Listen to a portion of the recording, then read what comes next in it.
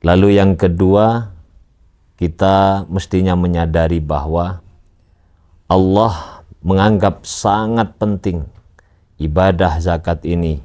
Karenanya Allah menyandingkan perintah sholat bersanding dengan zakat setidak-tidaknya disebut oleh Allah Subhanahu wa Ta'ala sebanyak 28 tempat.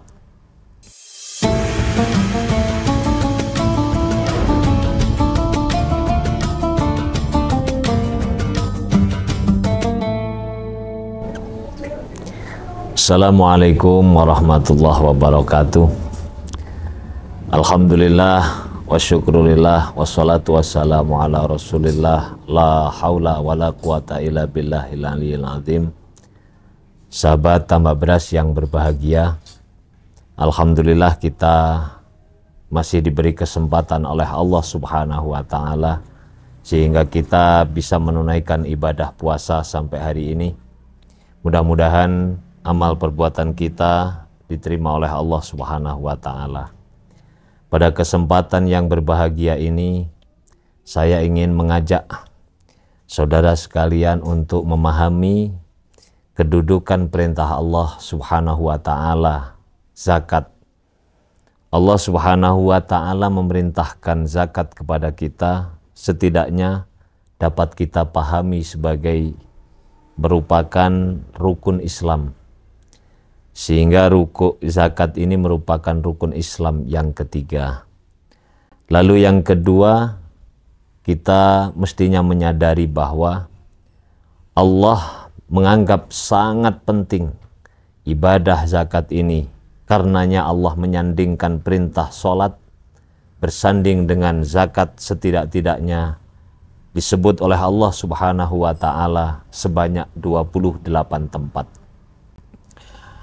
Lalu kemudian di balik kewajiban zakat ini kita harus memahami tujuan agar supaya kita dapat melaksanakan zakat ini bukan hanya dipahami sebagai kewajiban saja, tetapi kita harus memahami tujuannya.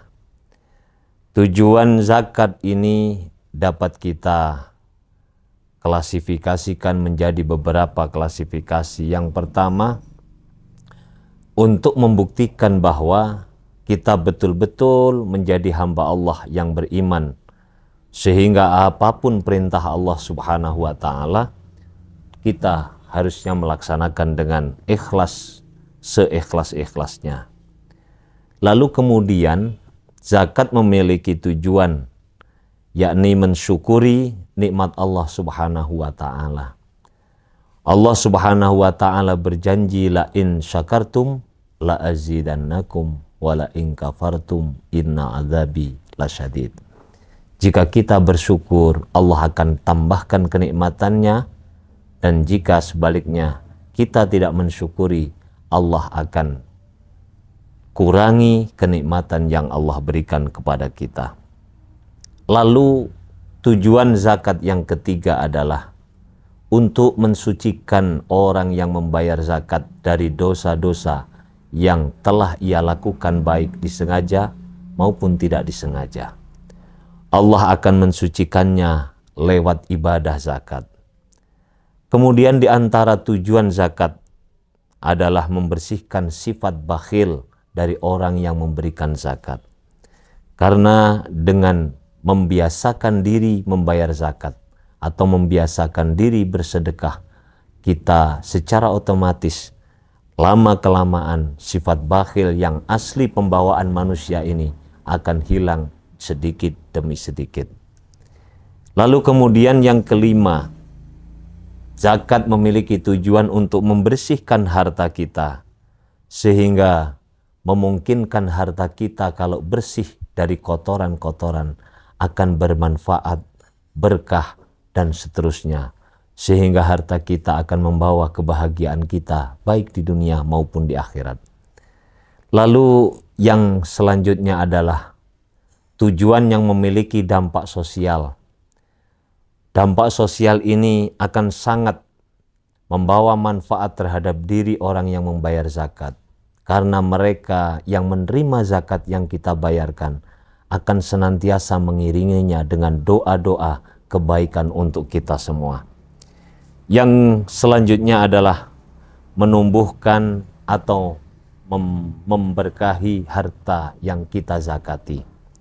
Ini kiranya tujuan yang harus kita pahami agar supaya dalam pelaksanaan zakat ini kita tidak merasa hanya sebuah kewajiban yang harus dilaksanakan, tetapi ada hal-hal yang jauh lebih penting dari ini.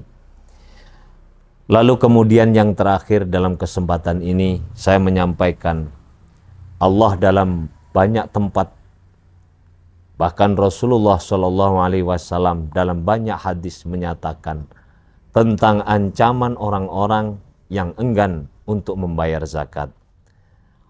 Dalam surat At-Taubah ayat 34 Allah katakan, "Walladzina yaknizuna adh-dhahaba wal fiddata wa la yunfiqunaha fi sabilillah fabashshirhum bi'adzabin alim."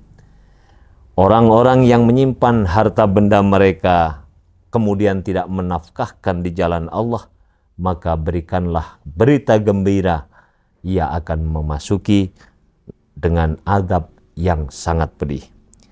Inilah renungan bagi kita sebagai seorang muslim yang baik, seorang muslim yang taat. Mari bersama-sama kita tunaikan ibadah zakat jika telah memiliki kewajiban itu, baik zakat fitrah maupun zakatul mal. Mudah-mudahan semua menjadi berkah lantaran kita mentaati perintah Allah Subhanahu wa ta'ala. Kiranya ada kurang lebih, mohon maaf yang sebesar-besarnya. Assalamualaikum warahmatullahi wabarakatuh.